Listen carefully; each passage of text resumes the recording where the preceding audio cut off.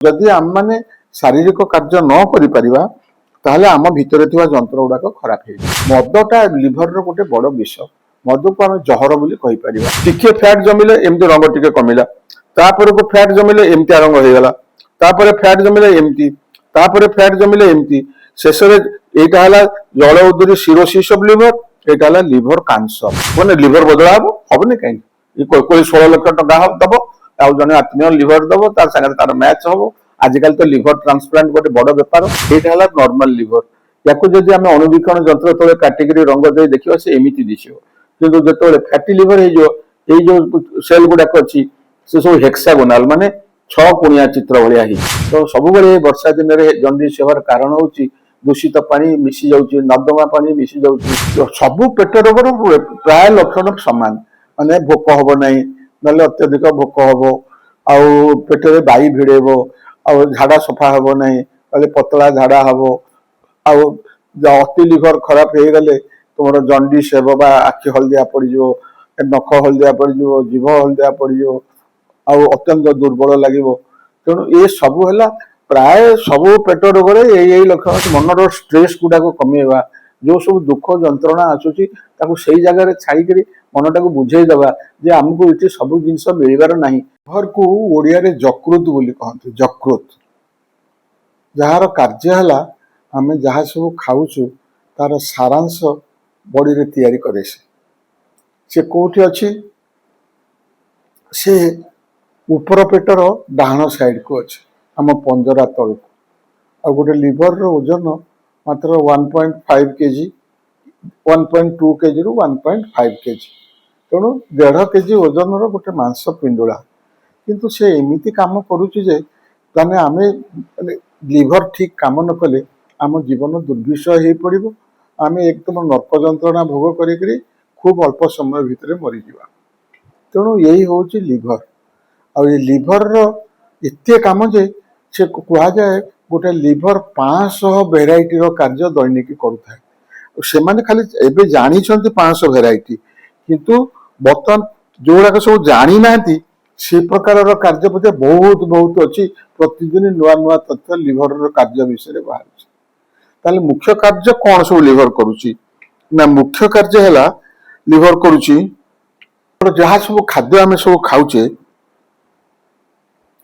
धरतु आम श्वेतसार खाद्य बा भात चीनी ये जो प्रकार खाद्य ताकू से हजम करोची आम जो पुष्टिसार खाद्य खाऊचु ताकू से हजम करोची तेणु आम जो फैट खाऊचु ताकू से हजम करुची तेणु यही प्रकार आम जो मद पीऊचु ताकू मध्य लिवर हजम करोची तेणु आम जेकोसी खाद्य खाऊ से लिवर रे ताकू हजम करिवार शक्ति एते से ताकू हजम करी बाहर करी आम शरीर रक्त रे ताको मिसाए और जहा फल रे आमे सुस्थ रहो एवं लिवर असुस्थ हेले एही कार्यटा न हवा द्वारा शरीर रे विषाक्त पदार्थर मात्रा वृद्धि पाए तेणु सबुठु बड़ कथा ला आमे बर्तमान लिवर काहे खराब होउची जो कथाटा पचारलो एटा को आमे कहूछु हमर दैनंदिन चलनी आगे आमे सब प्रातः काल उठुतिले व्यायाम करुथिले जोग करुथिले प्राणायाम करुथिले चालुथिले बुलुथिले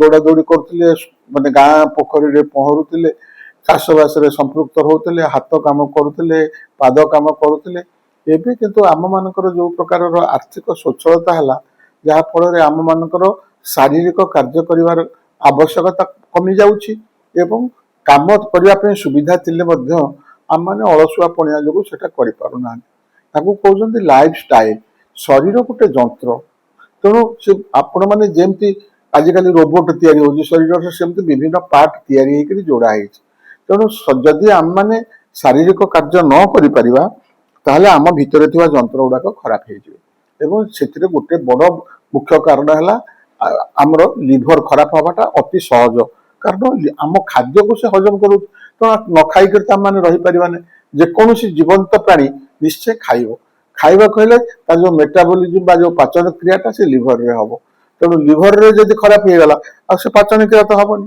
तेणु आमर आमे ताको केमिति खराब करूछु धरंतु आमे माने समस्त सुषम खाद्य खाइबा पे कुआ होची आम मान को ମାନେ ଶ୍ୱେତସାରର ମାତ୍ରା କେତେ ଖାଇବା, ପୁଷ୍ଟିସାରର ମାତ୍ରା କେତେ ଖାଇବା, ଚର୍ବି କେତେ ଖାଇବା, ଫଳ କି ଡ୍ରାଇ ଫ୍ରୁଟ୍ସ ଖାଇବା କି ଶାଗସବ୍ଜି ଖାଇବା, ପରିବା ଖାଇବା, ये ସବୁ କେତେ କେତେ ଖାଇବା ତାର ମାତ୍ରା ଅଛି।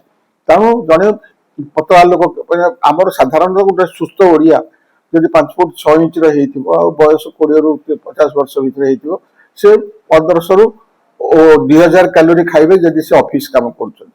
କ୍ୟାଲୋରି ମାନେ ସେଟା ସେଇଥିରୁ କେତେ ଶକ୍ତି ମିଳୁଛି ଜଣା ପଡିବ। ଯୋଉମାନେ ଅଧିକ ଖାଉଛନ୍ତି ସେମାନେ ମୋଟା ହେଇଯାଉଛନ୍ତି, ଲିଭରରେ ଚର୍ବି ଜମି ଯାଉଛି, ତାକୁ କହୁଛନ୍ତି ଫ୍ୟାଟି ଲିଭର ଡିଜିଜ। ତାକୁ ଆଜିକାଲି କହିଲେଣି MASLD। MASLD କଣ ନା metabolic associated steatohepatitis, steatotic liver disease, MASLD। ତାମାନେ ସେଥିରେ ଲିଭରରେ ଚର୍ବି ସବୁ ହେଇଯାଉଛି।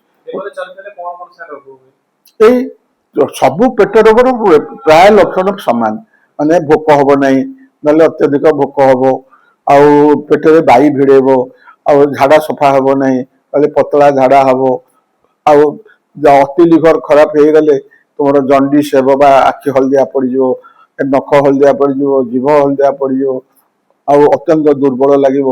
ତେଣୁ ଏ ସବୁ ହେଲା ପ୍ରାୟ ସବୁ ପେଟ ରୋଗରେ ଏଇ ଲକ୍ଷଣ ଥାଏ। ଲିଭରରେ ଗୋଟେ ବଡ ମୁଖ୍ୟ କାରଣ ମାନେ ଲକ୍ଷଣ ହେଲା ଜଣ୍ଡିସ ହେଇଯାଏ। ଜଣ୍ଡିସ ମାନେ ଲିଭରରେ ଗୋଟେ ବିଲିରୁବିନ ବୋଲି ଜିନିଷ ତିଆରି হয়, ସେଇଟା ଲିଭର ଖରାପ ହେଇଗଲେ ସେ ବିଲିରୁବିନଟା ରକ୍ତରେ ମିଶି ରକ୍ତକୁ ହଳଦିଆ କରିଦିଏ, ଯାହା ଫଳରେ ଆମର ଆଖି ହଳଦିଆ ପଡିଯାଏ, ଓଠ ହଳଦିଆ ପଡିଯାଏ, ଜିଭ ହଳଦିଆ ପଡିଯାଏ, ନଖ ବି ହଳଦିଆ ପଡିଯାଏ।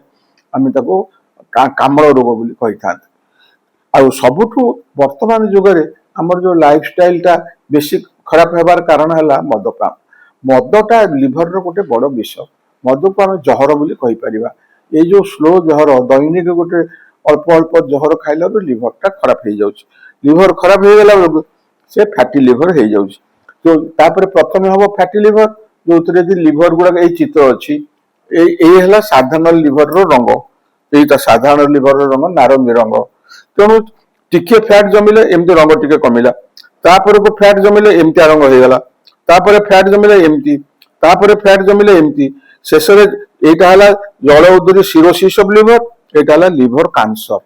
ତେଣୁ ମାନେ ମୋଟ ଉପରେ ଆପଣଙ୍କର ଟିକେ ଏକ୍ସଟ୍ରା ଖାଇକିରି ମାନେ ପେଟଟାକୁ ବଢେଇକି ଲିଭରରେ ଯୋଉ ଅଳ୍ପ ଫ୍ୟାଟ ଜମା ହେଇଗଲା, ସେ କାଳକ୍ରମେ 20 ବର୍ଷ ଭିତରେ ଲିଭର କ୍ୟାନ୍ସରରେ ମାନେ ପହଞ୍ଚି ଯିବାର ସମ୍ଭାବନା ରହିଛି। ତେଣୁ ଲିଭରରେ ଚର୍ବି ଜମେଇବାଟା ବୁଦ୍ଧିମାନର କାମ ନୁହେଁ। ତେଣୁ ଏଥିପାଇଁ ଭାରି ଗୁରୁତ୍ୱପୂର୍ଣ୍ଣ ଭାବରେ ଆମେ ଚଳିବା ଦରକାର। ଆମେ ଯୋଉମାନଙ୍କର ଲିଭର ଫ୍ୟାଟି ଲିଭର ହେଇଗଲା, ତାଙ୍କର ଚତୁର୍ଥ ପଞ୍ଚମ ଷ୍ଟେଜ ବେଳକୁ ଲିଭର ସିରୋସିସ୍ ହେଇଯାଏ। ଯୋଉମାନେ ମଦ ପିଅନ୍ତି ତାଙ୍କର ବି ସେମିତି। ତା ମାନେ ହଏ କଣ ନା ଲିଭରର ଯୋଉ ଷ୍ଟ୍ରକ୍ଚର ଅଛି ସେଗୁଡାକ ଖରାପ ହେଇଯାଏ। ମାନେ ଲିଭର ବଦଳା ହବନି କାହିଁକି? 16 ଲକ୍ଷ ଟଙ୍କା ଦବ, ଆଉ ଜଣେ ଆତ୍ମୀୟ ଲିଭର ଦବ, ତା ସାଙ୍ଗରେ ତାର ମ୍ୟାଚ ହବ। ଆଜିକାଲି ତ ଲିଭର ଟ୍ରାନ୍ସପ୍ଲାଣ୍ଟ ଗୋଟେ ବଡ ବେପାର। ତେଣୁ ଡାକ୍ତରଖାନାରେ ସବୁବେଳେ ଆଜିକାଲି ଇଭିନ୍ ଓଡିଶା ହଉଛି ଏକମାତ୍ର ରାଜ୍ୟ ଯୋଉଥିରେ ଲିଭର ଟ୍ରାନ୍ସପ୍ଲାଣ୍ଟ ମାଗଣାରେ କରାହଉଛି। ଅନ୍ୟ ଯୁଆଡେ ଗଲେ 30 ରୁ 45 ଲକ୍ଷ ପର୍ଯ୍ୟନ୍ତ ହଉଛି। ଆଚ୍ଛା। ଦେଖ, ଯଦି ଆମେ ଗୋଟେ ଲିଭର, ଏଇଟା ହେଲା ନର୍ମାଲ ଲିଭର, ୟାକୁ ଯଦି ଆମେ ଅଣୁବୀକ୍ଷଣ ଯନ୍ତ୍ର ତଳେ କାଟିକିରି ରଙ୍ଗ ଦେଇ ଦେଖିବା ସେ ଏମିତି ଦିଶିବ। କିନ୍ତୁ ଯେତେବେଳେ ଫ୍ୟାଟି ଲିଭର ହେଇଯିବ, ଏଇ ଯୋଉ ସେଲ ଗୁଡାକ ଅଛି ସେ ସବୁ ହେକ୍ସାଗୋନାଲ, ମାନେ 6 କୋଣିଆ ଚିତ୍ର ଭଳିଆ ହେଇଛି। ତେଣୁ ଏଠି ସବୁ ଫ୍ୟାଟ ଗୁଡାକ ଜମିଯିବ। ଫ୍ୟାଟ ଗୁଡା ଜମିଗଲେ ଇଏ ମାନେ ମରିଯିବେ। ତେଣୁ ଇଏ ମରିଗଲାରୁ ୟାର କାମ ଆଉ କିଏ କରିବ? ଲିଭରର ଯୋଉ କାମ ହେଲା ହଜମ କରିବା ସେ କରିପାରିବନି। ଆଉ ଗୋଟେ ଅବସ୍ଥାରେ ଏମିତି, ତାପରେ ଯେତେବେଳେ ଅତି ହଳଦିଆ ପଡିଗଲା, ମାନେ ଅତି ଚର୍ବି ଜମିଗଲା, ତାପରେ ଦେଖିବେ ଚର୍ବି ଗୁଡାକ ଲିଭରରେ ଆହୁରି ଆହୁରି ବଢିଗଲା। ତେଣୁ ଯାହା ଫଳରେ ଆକୁ କହୁଛନ୍ତି ମାନେ MASLD, metabolism associated steatotic liver disease ସାଇଟିସ।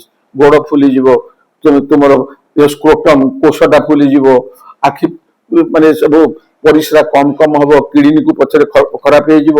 ଇଏ ସେମିତି ତାର ଆହୁରି ଟିକେ ଅବସ୍ଥା ଖରାପ ହେଇଗଲେ ପୁରା ଲିଭରଟା ଚର୍ବି ହେଇଯାଉଛି। ମୁଁ ଶେଷ ପ୍ରଶ୍ନ, ଆହୁରି ଗୋଟେ ବଡ କଥା ହେଲା, ଆମେ ମଦ କଥାଟା ମୁଁ କହୁଥିଲି, ମଦରେ ତ ହେଇଗଲା ଫ୍ୟାଟି ଲିଭର ଡିଜିଜ। ତାପରେ କଣ ହବ? ହେପାଟାଇଟିସ। ହେପାଟାଇଟିସ ମାନେ ଯାହାକୁ ଆମେ କହୁ ଜଣ୍ଡିସ। ତେଣୁ ଜଣ୍ଡିସଟା ଆମେ ଦି ପ୍ରକାର, ଗୋଟେ ହେଲା ଏ ଭାଇରସ ବାଲାଙ୍କର ଜଣ୍ଡିସ, ଆଉ ଗୋଟେ ହେଲା ଜଣ୍ଡିସ ଜଣେ ମଦ ପିଆ ଲୋକଙ୍କର ଜଣ୍ଡିସ, ସିରୋସିସ୍ ଲୋକର ଜଣ୍ଡିସ, ଆଉ ଅନ୍ୟାନ୍ୟ କାରଣରୁ ଜଣ୍ଡିସ। ତେଣୁ ଲିଭରାଲ ଷ୍ଟ୍ରକ୍ଚରାଲ ଡିଫେକ୍ଟ, ଲିଭରରେ ଆମେ ଇଞ୍ଜୁରି କରିକି ଗୋଟେ ପ୍ରକାର ଜଣ୍ଡିସ କରୁଛେ, ଆଉ ଗୋଟେ ପ୍ରକାର ଜଣ୍ଡିସ ଆମେ ଭୂତାଣୁ ଦ୍ୱାରା ଆକ୍ରାନ୍ତ ହେଇକି କରୁଛେ। ସେ ଭୂତାଣୁ ଆକ୍ରାନ୍ତ ଜଣ୍ଡିସଟା ହେଲା କିଏ hepatitis A B C D E, ଏମିତି 5 ପ୍ରକାର। ତେଣୁ ଗୋଟେ ପ୍ରକାର ଭାଇରସ ଅଛନ୍ତି ଯୋଉମାନେ ପାଣିରେ ଖାଦ୍ୟରେ ଯାଉଛନ୍ତି, ସେମାନେ ହେଲେ ହେପାଟାଇଟିସ୍ ଏ, ହେପାଟାଇଟିସ୍ ଇ। ତେଣୁ ଆମର ଏ କଟକରେ ହେପାଟାଇଟିସ୍ ଇ ର ଗୋଟେ ହେଲା, କାରଣ PHD ର ଯୋଉ ପାଣି ଯାଉଥିଲା ସେଥିରେ ହେପାଟାଇଟିସ୍ ଇ ର ଭୂତାଣୁ ଥିଲେ। ତେଣୁ ସେଇଟା ଗୋଟେ ବଡ ଚହଳ ସୃଷ୍ଟି କରିଥିଲା 2 ବର୍ଷ ତଳେ।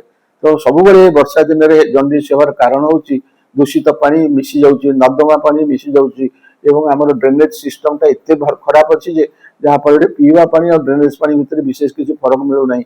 ତେଣୁ ଜଣ୍ଡିସ୍ ହେବାର ସୁବିଧା ହେଇଯାଉଛି ହେପାଟାଇଟିସ୍ ଏ ଆଉ ଇ। ଆଉ ହେପାଟାଇଟିସ୍ ବି ହେଲା ଯେ ରକ୍ତ ନେଇଯାଉଛି, ଇଞ୍ଜେକ୍ସନ ନେଉଛି। ଧରନ୍ତୁ ଥାଲାସେମିଆ ରୋଗୀ ରକ୍ତ ନେଲା ବେଳକୁ ତାଠାରେ ଭିଟାମିନ୍ ଏ ହେପାଟାଇଟିସ୍ ବି ର ଭୂତାଣୁ ହେଇଯାଉଛନ୍ତି। ଆଜିକାଲି ହେପାଟାଇଟିସ୍ ବି ରେ ଲକ୍ଷ ଲକ୍ଷ ଲୋକ ମରିଯାଉଛନ୍ତି, ମିଲିୟନ ଆଣ୍ଡ ମିଲିୟନ୍ସ ଲୋକ। ତେଣୁ ତାଙ୍କୁ ସବୁ ଟୀକା ଦିଆହଉଛି, ମାଗଣା ଟୀକା ବି ଆମ ସରକାର ଦଉଛନ୍ତି। ତେଣୁ ଏଗୁଡା ସବୁ ଆସ୍ତେ ଆସ୍ତେ ଆମେ ବହୁତ ଭଲରେ ଅଛେ। ତେଣୁ ବର୍ତ୍ତମାନ ସବୁ ଚିକିତ୍ସା ଆମ ହାତ ପାହାନ୍ତାରେ ଅଛି। ତେଣୁ ଅସଲ ହେଲା ମାନେ ଆମେ ଗୋଟେ awareness is the best form of prevention. ଆମର ସଚେତନତା ହିଁ ସୁରକ୍ଷା। ଆମେ ନିଜର ଲାଇଫଷ୍ଟାଇଲ ବଦଳେଇବା, ଆମେ ଭଲ ଖାଦ୍ୟ ଖାଇବା, ଆମେ ବାସି ପଚା ଖାଦ୍ୟ ଖାଇବା ନାହିଁ। ବିଭିନ୍ନ ରୋଗ ଦ୍ୱାରା ସଂକ୍ରମିତ ହେବା ପାଇଁ ଯାହା ଯାହା ସବୁ ଉପାୟ ଅଛି ତାକୁ ପ୍ରତିରୋଧ କରିବା। ଭଲ ପବନରେ ଦୈନିକ ଏକ୍ସରସାଇଜ କିଛି ସମୟ କରିବା, ଅଧଘଣ୍ଟାଏ।